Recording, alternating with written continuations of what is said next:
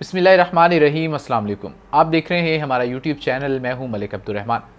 नाज़रीन, सीनियर सहाफ़ी हामिद मीर साहब के हवाले से जो है वो एक ख़बर है, उनकी एक स्टोरी है जिसमें उन्होंने कहा है कि 8 फरवरी को जो इलेक्शन हो रहे हैं ये इलेक्शन नहीं ड्रामा होगा। और जो है उन्होंने कहा है कि अगर कोई ये बात सोच रहा है कि 8 फरवरी के इंतख़ाबात साफ़ और शफ़ाफ़ होंगे तो ये उसकी जो है वो बहुत बड़ी गलत फ़हमी है या खुश फ़हमी है। इसी तरीके के जो रिमार्क्स हैं वो सीनियर तरीन सहाफ़ी मंसूर अली ख़ान ने भी कल दिए। कल एक इलेक्शन के हवाले से ग्रैंड डिबेट में मुझे जाने का इत्तेफ़ाक हुआ, तो वहाँ पर जो पैनल मौजूद था वो था मंसूर अली ख़ान थे, सीनियर सहाफ़ी मज़हर बरलास थे, सज्जाद मीर थे, इसके अलावा मुस्लिम लीग नून की नुमाइंदगी थी और इस्तेहकाम पाकिस्तान की नुमाइंदगी थी, और उसके साथ साथ सीनियर वकील जो कि तहरीक इंसाफ का भी हिस्सा बन चुके हैं यानी कि सलमान अकरम राजा, वो भी वहाँ पर मौजूद थे। और जब हाज़रीन ने उनसे सवालात किए इलेक्शंस के हवाले से तो वहाँ पर जो जवाबात दिए गए वो सुनकर एक बात वाज़ेह हो चुकी है कि 8 फरवरी को जो इलेक्शन हो रहे हैं उसका कोई फ़ायदा नहीं होगा। मंसूर अली ख़ान साहब से जब ये सवाल पूछा गया कि क्या इलेक्शन साफ़ और शफ़ाफ़ हो गए, तो उन्होंने कहा कि जब इंसान एक मूवी देखता है, कोई फ़िल्म देखता है, तो उसके आखिर में क्या होता है वो तब तक नहीं पता चलता जब तक आप उस फिल्म को कंप्लीट नहीं देखते। लेकिन जब आप एक बार एक मूवी को देख लेते हैं तो उसके बाद अगर आपसे पूछा जाता है या आपको कहा जाता है कि दोबारा क्या आपने फ़िल्म देखनी है, तो आप कहते हैं कि मैंने अब क्यों देखनी है, मुझे तो इसकी एंडिंग का भी पता है। लेकिन उन्होंने कहा कि जो इलेक्शन होने हैं 8 फरवरी को इस्लामाबाद में, कुछ अहम तरीन शख्सियात हैं, उन्होंने इसकी एंडिंग ऑलरेडी देखी हुई है। इसके अलावा सलमान अकरम राजा से मैंने सवाल किया कि सर जो है वो हमने ये सुना है कि सिलेक्शन पहले हो जाती है, ये जो इलेक्शन का डंडोरा पीटा जाता है ये सिर्फ जो है वो एक कागज़ी कार्रवाई होती है, क्या होना है, किसने वज़ीर आज़म बनना है, ये पहले से तय है।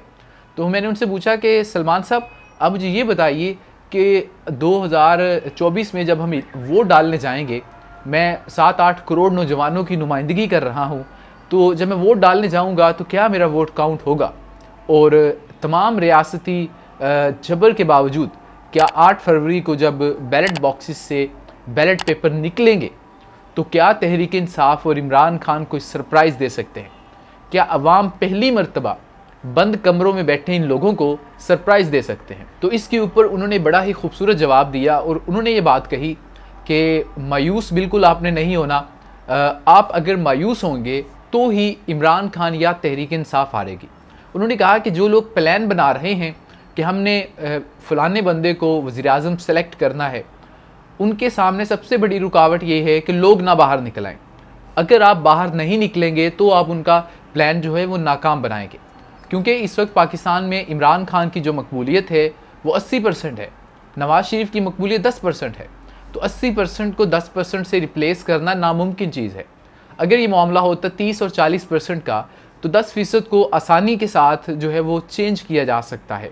लेकिन जब 70% का 60% का फ़र्क हो तो उसको रिप्लेस करना आसान काम नहीं होता।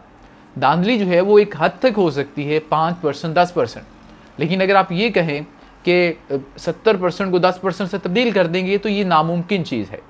तो सलमान अकरम राजा की वो बात सुनकर कम से कम मुझे ये लगा कि जितनी मायूसी फैलाई जा रही है उसकी ज़रूरत नहीं है, और अवाम जो है वो 8 फरवरी को अपना फ़ैसला सुनाएंगे।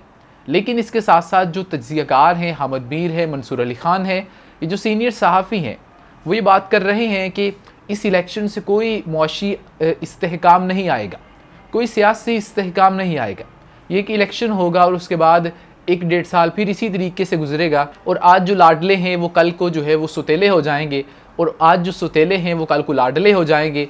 एक नई इस्टेब्लिशमेंट आएगी, नए फेसेस आएंगे, और उसके बाद दोबारा से वही सिलसिला वहीं से शुरू होगा कि जो सुतेले बन जाएंगे उनके ऊपर केसेस बनाए जाएंगे, और जो लाडला होगा उस वक्त उसके लिए माहौल बनाया जाएगा, और एक मरतबा फिर से एक मुंतखब हुकूमत को गिरा दिया जाएगा, और इस हवाले से अवाम को कुछ नहीं मिलेगा।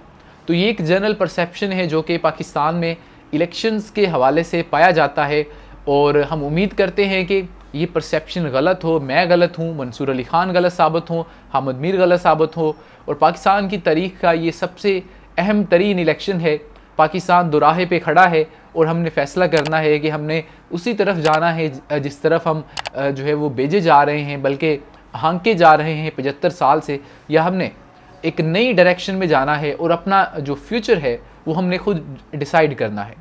वीडियो से इजाज़त दीजिए। अल्लाह हाफ़िज़।